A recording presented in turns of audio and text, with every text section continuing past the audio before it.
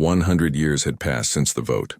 Ambassador Hyunwoo Kim was long dead, buried on Earth with honors. His daughter had taken his place, then his granddaughter.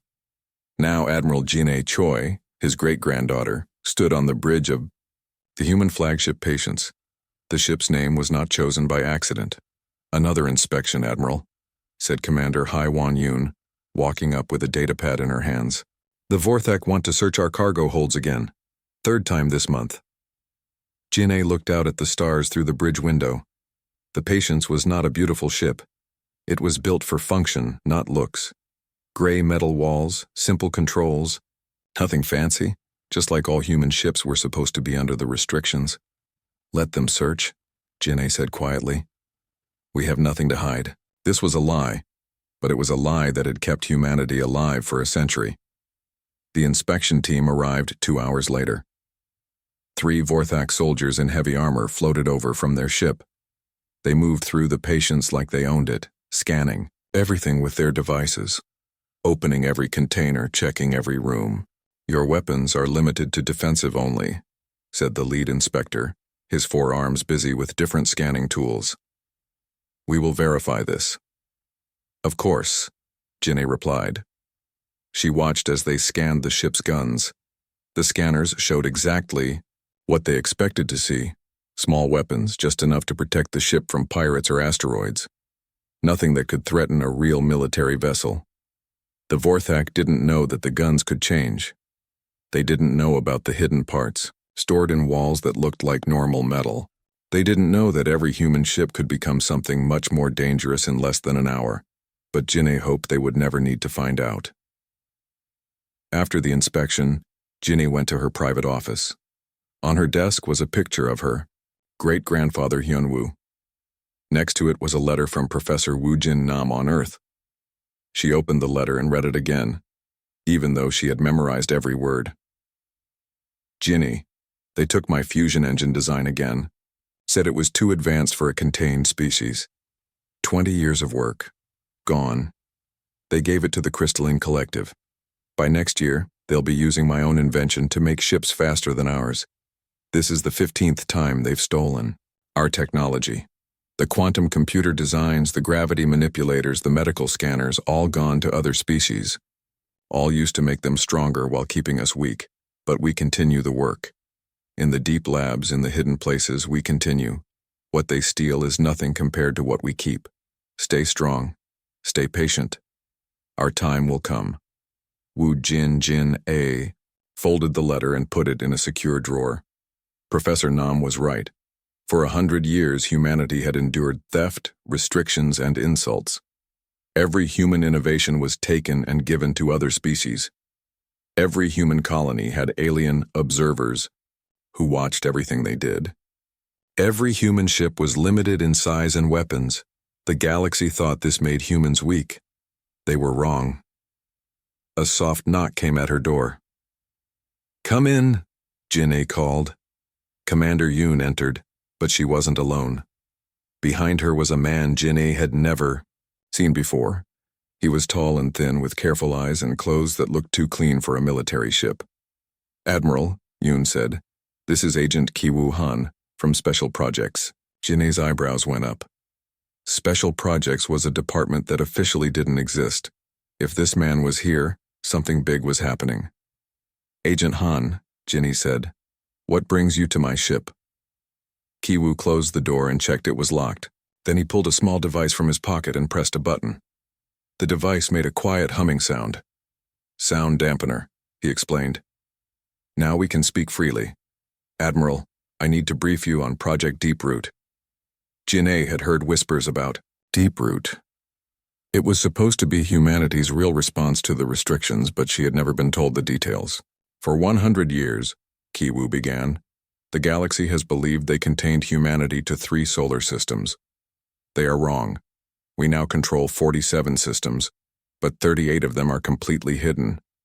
Jin-A felt her heart speed up. Hidden how? Dead systems. Systems with no planets worth living on, or planets that look empty from space. We built underground cities, space stations that look like asteroids, mining operations and asteroid belts that appear to be natural. Every ship the aliens inspect is real, but it's only a tiny part of our real fleet. Kiwoo activated a hologram projector. Images filled the air above Jin'e's desk. She saw vast underground cities carved into dead planets, space stations that looked exactly like large asteroids, shipyards hidden inside hollow moons. How many ships do we really have? Jin'e asked. Officially, we have 300 ships total. In reality, we have over 15,000. Most of them are hidden in the secret systems. The rest are disguised as cargo vessels, mining ships, or research stations. Jin'e stared at the images. And the weapons? Every technology they've stolen from us was deliberately incomplete. We gave them working designs, but not our best designs. While they've been using our old fusion engines, we've developed antimatter drives. While they use our basic computers, we have quantum systems they can't even imagine. The hologram changed. Now it showed weapon designs that made Jin'e's breath catch. Energy weapons that could cut through any known armor. Missiles that could phase through shields. Defense systems that could stop entire fleets. Why are you telling me this now? Jin'e asked. Kiwoo's face became serious. Because tomorrow the Galactic Council will vote on Resolution 3341, the Human Mental Conditioning Protocol. Jin'e felt cold. What does that mean? They want to change how humans think, make us more compliant, more willing to accept restrictions. They want to use drugs, brain surgery, or genetic changes to make us into perfect slaves. They can't be serious. They are. And according to our spies, the vote will pass easily. The Vorthak have convinced most species that humans are becoming dangerously independent and need to be fixed. Jin'e stood up and walked to her window. Outside, she could see a Vorthak patrol ship following them. It had been there for weeks. Watching, always watching. What happens if the vote passes, she asked. Phase 1 of Deeproot activates, Kiwoo said. We reveal ourselves, all of ourselves. Every hidden ship, every secret base, every weapon we've been building for a century. And if they don't back down? Kiwoo was quiet for a long moment. Then, we move to Phase 2. And Admiral, I hope for everyone's sake that we never reach Phase 2. After Kiwoo left, Jin'e sat alone in her office. She looked at the picture of her great-grandfather again. Hyunwoo had warned them. He had told the Galactic Council that every species had a breaking point. For 100 years, humanity had been patient. They had endured restrictions, theft, and insults. They had smiled and cooperated and followed every rule, no matter how unfair.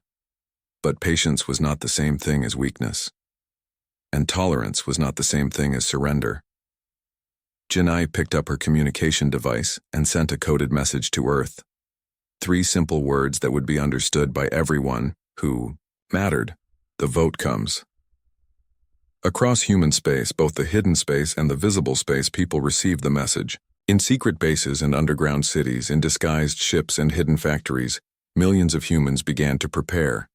They had been patient for a century, but their patience was not unlimited, and tomorrow, the galaxy might finally learn the difference between choosing peace and being forced into submission. The morning sun was rising over Earth as Jin'e sent her message. It was the last sunrise of the old galactic order. Everything was about to change. The morning sun cast long shadows across the metal floors of the Galactic Council station. Ambassador Hyunwoo Kim walked slowly through the wide halls, his black shoes making soft sounds on the cold surface. He had been coming to these meetings for 20 years now. Today felt different somehow. The station was huge. It floated in space near the planet Viridian Prime, home to no one but perfect for meetings. Beings from hundreds of worlds came here to talk, argue, and make decisions that affected billions of lives across the galaxy. Hyunwoo stopped at a large window. Outside, he could see ships from many different worlds. Some looked like giant metal, fish. Others were perfect spheres that glowed with inner light. A few looked like floating cities with thousands of tiny lights blinking on their surfaces. Beautiful, isn't it? Said a voice behind him. Hyunwoo turned around. Dr. So-Young Park stood there with a smile on her face. She was Earth's top expert on alien life and culture. Her job was to help humans understand other species and help other species understand humans. Yes, it is, Hyunwoo replied. but I have a bad feeling about today's meeting. So Young's smile faded a little. The Vorthak have been making a lot of noise lately.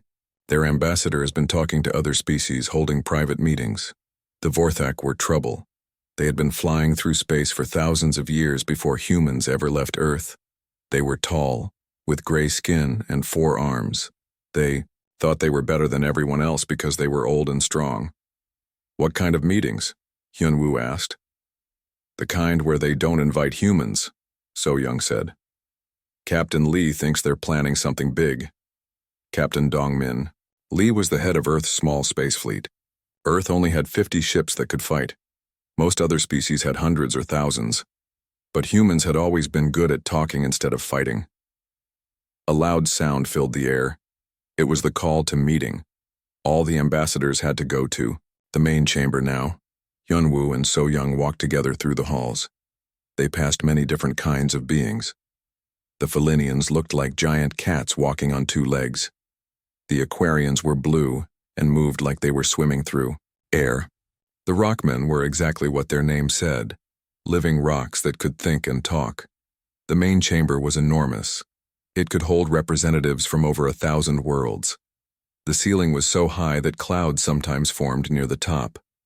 In the center was a speaking platform that could rise up so everyone could see who was talking. Hyunwoo took his seat in the human section. Earth was still new to galactic politics, so their section was small and near the back.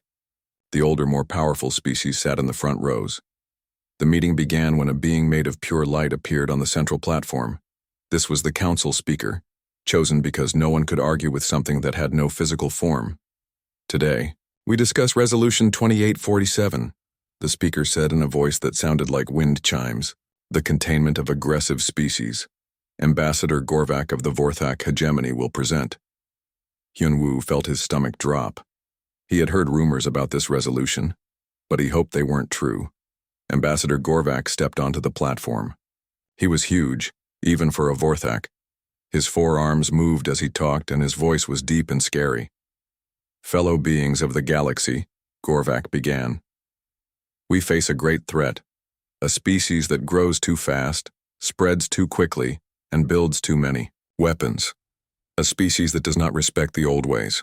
Hyunwoo knew Gorvak was talking about humans. His hands became fists in his lap.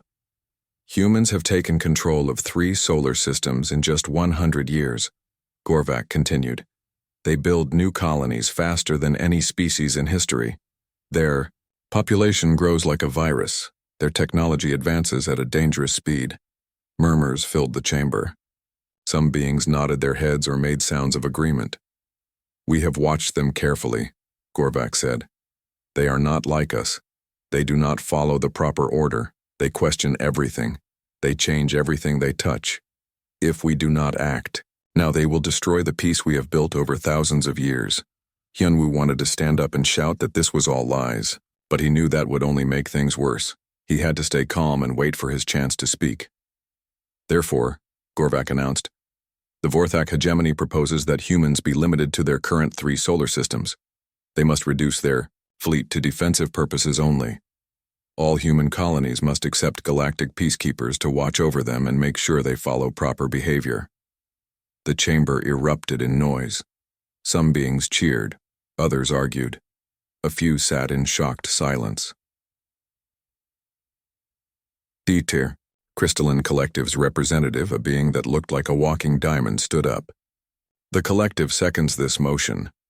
Humans are indeed growing too fast for galactic stability. One by one, other species added their support. The Hivemind Nexus, speaking through their drone representative, said humans were too individual and too unpredictable. The ancient overseers claimed humans didn't show proper respect to older species. Finally, the speaker called for Hyunwoo to respond. Hyunwoo walked to the platform. The chamber was quiet now. Hundreds of alien eyes watched him. He felt very small and very alone. Fellow beings, he began, his voice steady despite his fear. Humans have always been peaceful neighbors.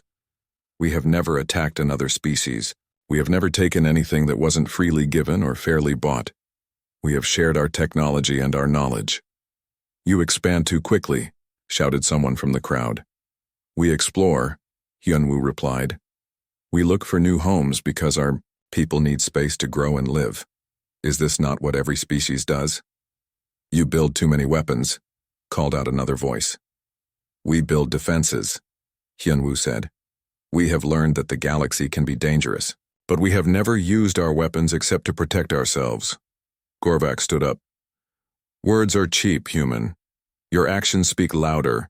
You refuse to follow galactic traditions. You change everything you touch. You are a threat to order. Hyunwoo felt anger rising in his chest, but he pushed it down. We ask for time to discuss this with our people on Earth. This is a big decision that will affect billions of human lives. No, said the speaker. The vote is now. No delays. Hyunwoo's heart sank. This was planned. They had set everything up to make sure humans couldn't fight back. The vote began. Species after species voted in favor of the resolution. Some seemed happy about it. Others looked uncomfortable but voted yes anyway. A few brave species voted no, but they were very few. When the voting ended, the numbers appeared in the air above the platform. 847 in favor, 12 against, 3 abstentions. Resolution 2847 passes, announced the speaker. Humans are now classified as a contained species. They have 30 days to comply with all restrictions. Hyunwoo stood on the platform, looking out at hundreds of alien faces. Some looked satisfied, others looked guilty. A few wouldn't meet his eyes at all. This is a mistake, he said quietly, but his voice carried in the silent chamber. Humans are patient. We are peaceful. We have shown this for 100 years. But every species has limits. Every species has a breaking point. He paused and looked directly at Gorvak. I hope for all our sakes that you never find ours. With that, Hyunwoo walked off the platform and out of the chamber. So Young and the few other humans followed him. Behind them, the chamber slowly filled with noise again as beings discussed what had just happened. None of them noticed the small device that Captain Lee had quietly placed under his seat. None of them knew that every word spoken in that chamber was now being sent back to Earth. And none of them realized that they had just made the biggest mistake in galactic history. The vote was over. The restrictions were in place. But the real story was just beginning. President Tae-Hyun Kang sat in his office on Earth, watching the live feed from the Galactic Council. It was early morning in Seoul, but he had been awake all night. Today's vote would decide the future of humanity. On his desk was a red button. It looked simple, almost harmless, but if he pressed it, everything would change forever. Sir, said General Bo Young-seo, entering the room. She was the head of Earth's officially non-existent special forces. All deep-root assets are ready. We're just waiting for your signal. Tae-hyun nodded but didn't take his eyes off the screen. In the council chamber, Ambassador Gorvak was speaking. The Vorthak looked older now, but his voice was still full of hate. Humans have proven they cannot be trusted, Gorvak was saying. Despite a century of guidance, they remain rebellious. They question authority. They refuse to accept their proper place in the galactic order. Dr. Jaemin Ryu, humanity's top strategist, stood next to the president's desk. He was a small man with gray hair and kind eyes. But those eyes were angry now. They're not even hiding it anymore, Jaemin said quietly. They want to turn us into slaves. On the screen, other species were nodding along with Gorvak's words. The Crystalline Collective spoke about how humans were too chaotic. The Hive Mind Nexus complained that humans were too individual. One by one, they all agreed that humans needed to be fixed. The Human Mental Conditioning Protocol is the only solution, Gorvak announced. We will use safe, painless methods to make humans more cooperative, more willing to follow rules, more respectful of authority. Taehyun's hands became fists. Safe and painless, those were lies. The reports his spies had stolen showed the truth. Brain surgery, mind control drugs, genetic changes that would be passed to human children. They wanted to destroy everything that made humans human. A soft beep came from the communication system. Sir, said a voice from the speaker, we have urgent news from the Kepler colony. Taehyun pressed a button. What is it? The colony ship New Hope has been destroyed, sir. All 50,000 people aboard are dead. The room went silent. Tae-hyun felt like someone had hit him in the stomach. What happened? Vorthak peacekeepers intercepted the ship as it approached the Tau Ceti system. They said the humans were making an aggressive territorial violation. The ship was destroyed when it tried to defend itself. General Seo stepped forward. Sir, that's impossible. We bought the Tau Ceti system legally from the Felinian Republic. We have all the proper papers. The Vorthak don't care about papers, Jamin said, his voice bitter. They never did. Kauter, the communication system, the voice continued. Sir, the New Hope was carrying mostly families. Children made up 30% of the passengers. They were just looking for a new home. Tae-hyun closed his eyes. 50,000 people, 15,000 children, all dead because they dared to travel to a system humanity had legally purchased. On the screen, the Galactic Council was still debating the mental conditioning protocol. None of them mentioned the destroyed ship. None of them cared about the dead humans. Sir, said another voice from the communication system, we're getting reports from the council chamber. Ambassador Gorvak is about to call for the vote. Tae-hyun opened his eyes and looked at the screen. Gorvak was standing on the central platform, all four of his arms raised high. The time for debate is over, Gorvak announced. We vote now on Resolution 3341, the Human Mental Conditioning Protocol. The voting began immediately. No time for discussion, no time for humanity to respond. Just like 100 years ago, they wanted to rush the vote before humans could organize any resistance. Species after species voted in favor. The ancient overseers voted yes. The plasma beings voted yes. The machine collective voted yes.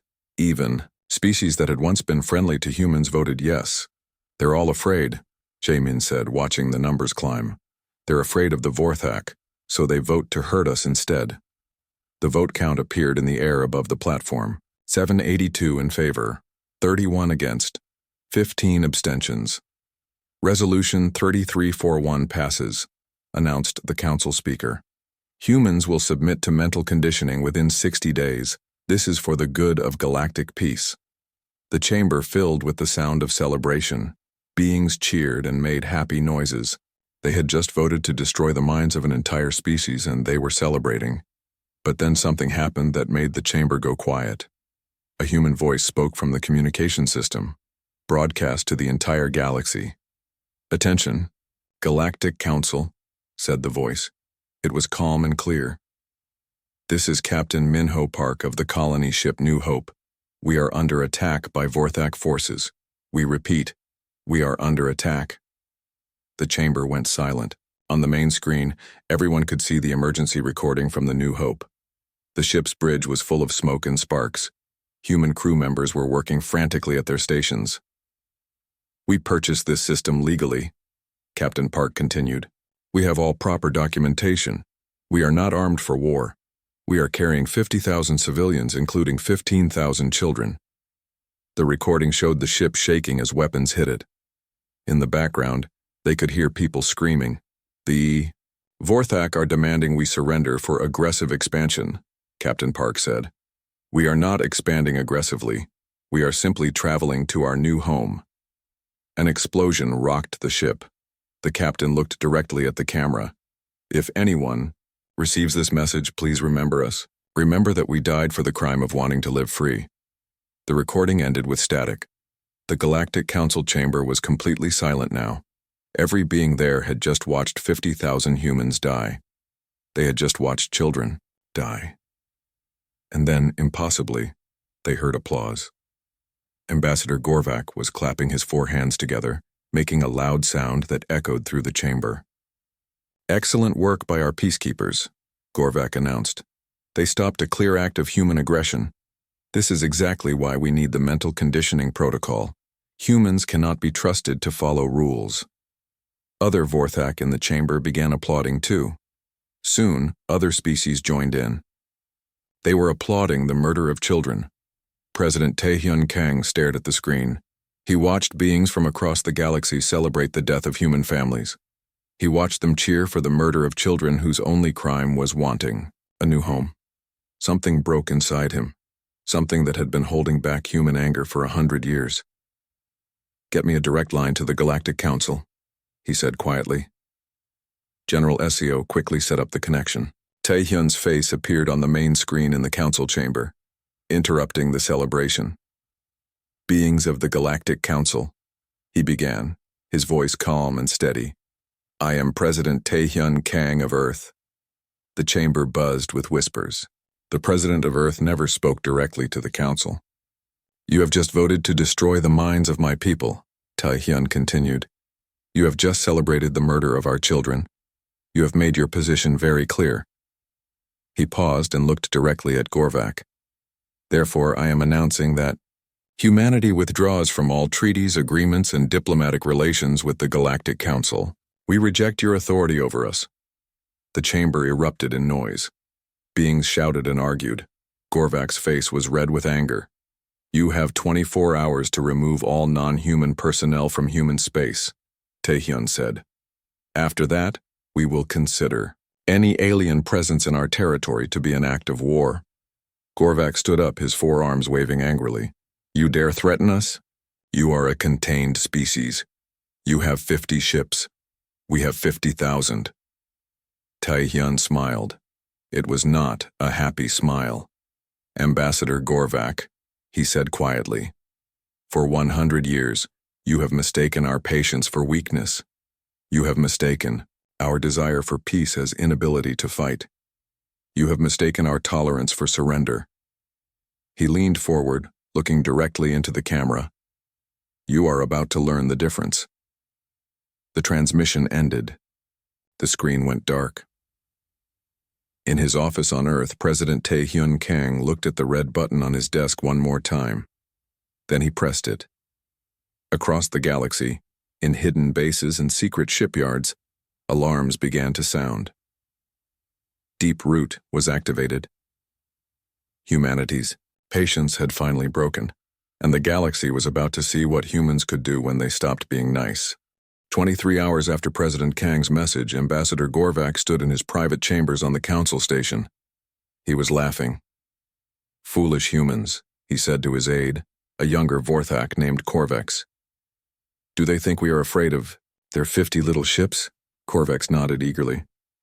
"The fleet commanders are asking if they should attack human space now, sir. End this rebellion quickly." "Not yet," Gorvak replied, walking to his window. Outside, he could see the massive Vorthak war fleet. 500 ships, each one bigger and stronger than anything humans had ever built. Let them sweat for a few more hours. Let them realize how hopeless their situation is. On his desk, communication devices were buzzing with messages from other species. Everyone wanted to know what the Vorthak would do about the human rebellion. "Sir," Corvex said, looking at a datapad, "we're getting strange reports from our border stations." "What kind of reports?" "Ships, sir. Unknown ships appearing near our territory, but our sensors can't get clear readings on them." Gorvak frowned. "Show me." Corvex activated a hologram projector. Images appeared in the air, fuzzy, unclear pictures of spacecraft. They looked strange, like no ships anyone had seen before. "Probably human cargo vessels trying to run away," Gorvak said dismissively. "Ignore them." But deep in space, something much bigger was happening. Fleet Commander Subin Kim stood on the bridge of the Hidden Thunder, humanity's true flagship. Unlike the small, simple ships the galaxy had seen, this vessel was enormous.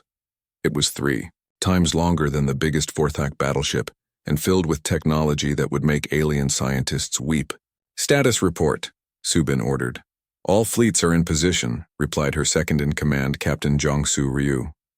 12,000 ships ready for Phase 1 revelation. Another 3,000 are standing by for Phase 2 if needed. Subin nodded. Around her, the bridge crew worked quietly at stations that looked like magic. Holographic displays showed information in 3 dimensions. The ship's AI spoke in a calm, helpful voice. Everything was smooth, efficient, and far beyond what the galaxy thought humans could build. "Any word from the secret colonies?" Subin asked. "All 44 hidden systems report ready," Jong-Soo replied. Underground cities are secure. Mining operations are at full production. The shipyards in the Phantom Nebula are launching the last of the new ships now. Subin smiled. For 100 years, humanity had built in secret. While the galaxy watched 3 small solar systems, humans had quietly spread to dozens of others. Dead systems, empty systems, systems that looked worthless from the outside but were perfect for hiding entire civilizations. Time remaining? She asked. 47 minutes until the ultimatum expires. On the main screen, Subin could see her fleet spread out across space. But these weren't the ships the galaxy knew about. These were the real ships, the ones built in hidden shipyards using stolen alien technology, improved far beyond the original designs. The Thunder's Edge floated nearby, its hull covered in armor that could stop any known weapon. The Silent Storm moved like a ghost, its cloaking system making it invisible to all sensors. The Quantum Fire bristled with weapons that could cut through shield systems like paper, and these were just 3 ships out of 15,000. "Sir," said Communications Officer Heiwan Shin from her station, "we're receiving surrender demands from the Vorthak fleet." "Put it on screen," Subin ordered. Admiral Vorak, the Vorthak fleet commander, appeared on the main display. He looked angry and impatient. "Attention, human vessels," Vorak said. "You have 15 minutes to surrender unconditionally. Lay down your weapons and prepare to be boarded. Resistance will be met with complete destruction." Subin looked at the time display.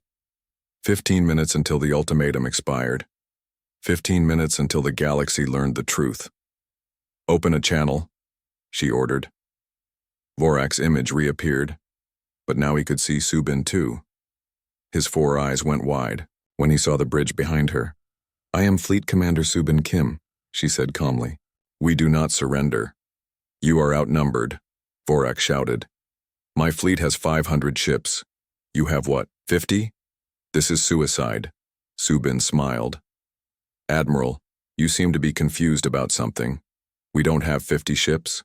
She nodded to Jong-Su, who pressed a button. Across the galaxy, something impossible happened. Cloaking fields shut down.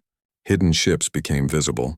Disguised vessels dropped their fake hulls and revealed their true forms. Ships that had looked like asteroids, cargo haulers, and research stations suddenly showed themselves as advanced warships. On Vorak's screen, the sensor readings went crazy. Where moments before he had seen 50 small human ships, now there were thousands. Ships appearing everywhere, surrounding his fleet, filling space with their presence. "Impossible," Vorak whispered. "Admiral," Subin said, her voice still calm. "We have 15,000 combat vessels currently active. Another 5,000 are in reserve. Would you like to reconsider your surrender demand?" Vorak stared at his sensors. The numbers kept climbing as more ships decloaked. His own fleet, which had seemed so massive moments before, now looked tiny by comparison. This is a trick," he stammered. "Some kind of hologram. Humans don't have this technology." Chief Engineer In-Ho Jung stepped forward on the bridge. He was an old man with gentle eyes, but his voice was hard as steel. "Admiral, every piece of technology you've stolen from us over the past century was incomplete.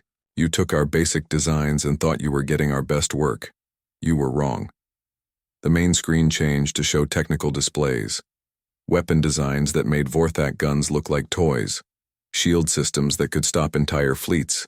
Engines that could move ships faster than anything the galaxy had ever seen. "While you were using our old fusion engines," In-Ho continued, "we developed antimatter drives.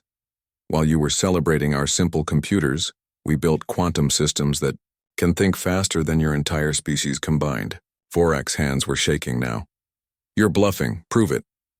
Subin looked at In-Ho, who nodded. "Target their weapons," Subin ordered. "Minimal power, just enough to show them what we can do."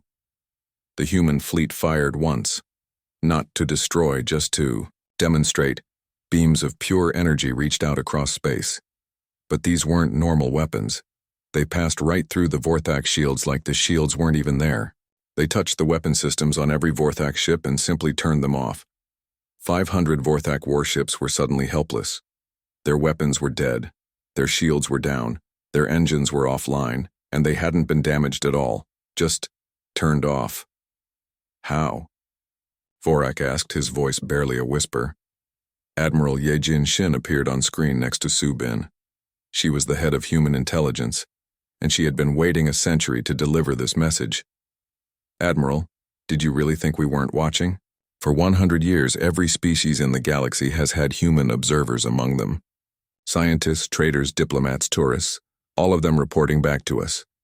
She smiled, but it wasn't a kind smile. We know every secret your military has. We know every weakness in your technology. We know exactly how your shields work, how your weapons function, how your ships are built. We've been studying you longer than you've been studying us. The communication channel suddenly filled with voices as other alien fleets across the galaxy began reporting the same thing. Human ships appearing everywhere, weapon systems shutting down, shields failing. The Crystalline Collective's fleet found their quantum cores mysteriously offline. The hive mind nexus discovered their communication networks had been quietly infiltrated for decades. The ancient overseers learned that their ancient technology was already obsolete compared to what humans had been building in secret. This is impossible. Gorvak's voice came through the communication system. You were contained. We watched you. We limited you. President Kang's face appeared on screens across the galaxy. Ambassador Gorvak, he said quietly. You watched 3 solar systems, you limited 50 ships, you restricted what you could see, but you never found what you couldn't see. The display changed to show a map of the galaxy. Red dots appeared, showing human territory. 3 dots became 4, then 10, then 20. The red dots kept appearing until nearly 50 systems were marked. For 100 years, you believed you had contained humanity to 3 small systems. Kang continued. In reality, we control 47 star systems, most of them completely hidden from your sensors. We have built cities inside dead planets. We have shipyards in asteroid belts. We have entire populations living in systems you thought were empty. The map zoomed in to show details. Vast underground cities, space stations disguised as moons, mining operations that looked like natural asteroid fields but were actually producing ships and weapons. While you were stealing our simple designs, Kang said, we were building better ones. While you were limiting our visible fleet, we were constructing our real fleet in places you never thought to look. The galaxy was silent now. Every species was watching. Every fleet was stunned into inaction. You wanted to change our minds, Kang continued. You wanted to make us more compliant. You celebrated the murder of our children. You thought we were weak because we chose patience over violence. He leaned forward, looking directly into the camera. You were wrong. We were never weak. We were prepared. 6 months after the revelation, Chancellor Myung Kwan walked through the halls of the new Galactic Justice Station. Unlike the old Council Station, this one was built by many species working together. The walls showed art from hundreds of worlds. The air smelled of flowers from a dozen different planets. Everything was different now. Chancellor, said Director Hyeon-Soo Park, joining her as she walked. He was the head of the Galactic Justice Commission, the new organization that had replaced the old council. The morning reports are ready. Myung took the datapad and read as they walked. Good news mostly. The Felinian Republic had just opened trade with 3 new species. The Aquarian systems had started a cultural exchange program. The smaller species that had been ignored for centuries were finally getting the help they needed. But there was bad news too. The Vorthak are still refusing to cooperate, Hyeon-Soo said quietly. Ambassador Gorvak claims they will never accept human authority. Myung sighed. We're not trying to rule them. We're trying to help them understand that bullying others is no longer acceptable. They passed a group of young beings from different species. A crystalline child was playing with a human girl and a Felinian boy. The crystal being was showing the others how its body could change colors. All 3 were laughing. The children adapt faster, Myung observed. Children always do, Hyeon-Soo agreed. It's the adults who struggle with change. They reached the main conference room. Inside, Ambassador Seung-Woo Lim was waiting with representatives from 12 different species. These were the beings who had chosen to work with humanity instead of against them. "Good morning, everyone," Mi-young said, taking her seat. "What's on today's agenda?" A Felinian representative named Whiskers, humans had trouble pronouncing his real name, raised his paw. "The food crisis on Theta Prime is getting worse. 3 million beings don't have enough to eat." Mi-young nodded. "What do we need?" "Transport. Ships and food processors," said an Aquarian whose name sounded like flowing water. "The planet can grow food, but they need equipment to process it properly." "Done," Mi-young said. "Director Park, please coordinate with Fleet Commander Kim. I want relief ships there within the week." This was how things worked now. When there was a problem, they fixed it. When someone needed help, they got it. No more voting on whether people deserved to eat. No more debates about whether species were worthy of assistance. "What about the research requests?" asked a being that looked like a walking tree. This was Professor Groot, another name humans had trouble with, from the Plant Collective. 15 species have asked to join the technology sharing program, Sung-woo reported. They want access to our medical scanners, environmental systems, and communication networks. Are they willing to share their technology in return? Mi-young asked. Most of them, yes. The rock people want to trade their mining techniques for our medical technology. The energy beings are offering their power generation methods for our transportation systems. Mi-young smiled. This was how it should be. Species helping each other, learning from each other, growing together instead of fighting over who was strongest. "Approved," she said. "But remember the rules. All shared technology must be used to help people, not to hurt them." The meeting continued for 2 hours. They discussed trade agreements, cultural exchanges, scientific cooperation, and aid programs. Everything was peaceful and productive. Until the alarm started. A young human officer rushed into the room. "Chancellor, we have a situation. The Vorthak fleet is moving toward the Felinian border. They're demanding that all humans leave Felinian space immediately." Mi-young stood up. "How many ships?" 2,000. It's most of their remaining fleet." The room went quiet. Everyone knew this day might come. The Vorthak had been angry and bitter since the revelation. They couldn't accept that their time as galactic bullies was over. "Are they threatening the Felinians?" Mi-young asked. "Yes, ma'am. They're saying that any species that works with humans is betraying the proper galactic order. They want the Felinians to kick out all human advisors and traitors." Whiskers stood up, his fur bristling with anger. "My people will never bow to Vorthak threats again. We have suffered under their bullying for too long." Mi-young touched a button on her desk. "Get me Fleet Commander Kim." Subin's face appeared on the wall screen. "Yes, Chancellor? The Vorthak are threatening the Felinians. How quickly can you respond?" "The Third Fleet is already in the area," Subin replied. 500 ships. They can be there in 3 hours. Do it. But remember, minimal force. We want to stop them, not destroy them." "Understood. This is exactly why we need to stay strong," she said. "Some beings only understand power, but we won't become like them. We'll use our strength to protect others, not to hurt them." 3 hours later, the Vorthak fleet arrived at the Felinian border. Admiral Vorak was leading them, still angry about his humiliation 6 months ago. "Attention Felinian vessels," he broadcast. "You have 1 hour to expel all human presence from your space. Refuse and we will do it for you."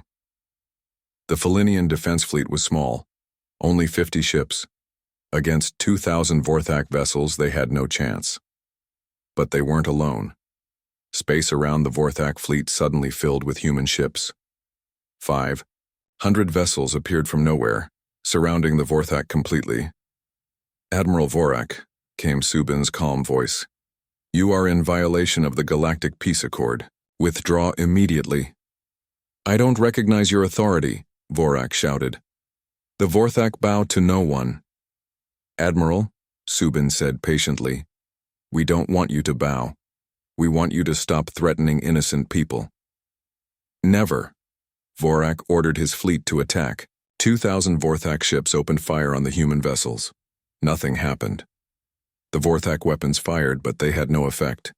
The human shields absorbed every shot without even flickering. "Admiral," Subin said, still calm. "Your weapons are designed from technology we gave you a century ago. Did you really think we didn't build better defenses?" The human fleet fired once. Not at the Vorthak ships, but around them. The space near the Vorthak fleet filled with a strange energy field. Suddenly, every Vorthak ship stopped moving. Their engines were still running, but they couldn't go anywhere. They were trapped in space, unable to move but completely unharmed. "This is impossible," Vorak screamed. "It's a stasis field," Subin explained. "Your ships are frozen in time. You can't move, but you're perfectly safe. You can stay here and think about your choices, or you can agree to leave peacefully." For 6 hours, the Vorthak fleet sat frozen in space. Their crews could talk and breathe and eat, but their ships couldn't move an inch. Finally, Vorak gave up. "Fine," he said bitterly. "We withdraw, but this isn't over." "Yes, it is," Subin replied. "Admiral, the old galaxy is gone. The time when strong species could bully weak ones is finished.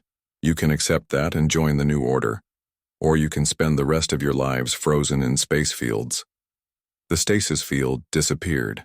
The Vorthak fleet turned around and left without another word. That night, Chancellor Mi-young sat in her office, reading reports from across the galaxy. The incident with the Vorthak was already making news everywhere, but the reaction wasn't what she expected. Species that had been afraid to stand up to the Vorthak were suddenly finding their courage. The rock people had kicked Vorthak advisors off their worlds. The energy beings had canceled all trade deals with species that supported the old system. Most importantly, dozens of small species that had been ignored for centuries were asking to join the new galactic community. A soft knock came at her door. "Come in," she called. Historian Unjung Ko entered with a datapad in her hands. She was working on the official record of the Great Change, the document that would tell future generations what had happened. "Chancellor," Unjung said, "I'm finishing the final entry. I wanted you to hear it." She cleared her throat and began to read. "No species will ever forget the moment humanity's patience finally broke. Not because of the destruction that followed, but because of the justice that emerged. For 100 years, they endured restrictions that would have driven any other species to war. When they finally acted, it wasn't in anger. It was in sorrow that it had come to this. The galaxy learned that day that patience is not passivity, tolerance is not weakness, and that the most dangerous enemy is the one who doesn't want to fight until they have no choice. But more importantly, the galaxy learned what happens when a species that values justice finally has the power to enforce it. Humanity didn't seek revenge. They sought change. They didn't want to rule. They wanted to serve. The old galaxy was ruled by fear. The new galaxy is guided by hope." Mi-young smiled. "Perfect. How do you want to end it?" Unjung looked at her. Notes. 50 years later, the galaxy thrives under what historians call the human peace. Not because humanity rules, but because they taught everyone else a simple lesson. Strength without wisdom is tyranny, but wisdom without strength is merely suffering waiting to happen. Outside the window, Mi-young could see ships from dozens of species traveling peacefully through space. Human vessels flew alongside Felinian traders, Aquarian explorers, and even a few crystalline research ships. The galaxy was finally at peace. Not because one species had conquered all the others, but because one species had shown them a better way, and it had only to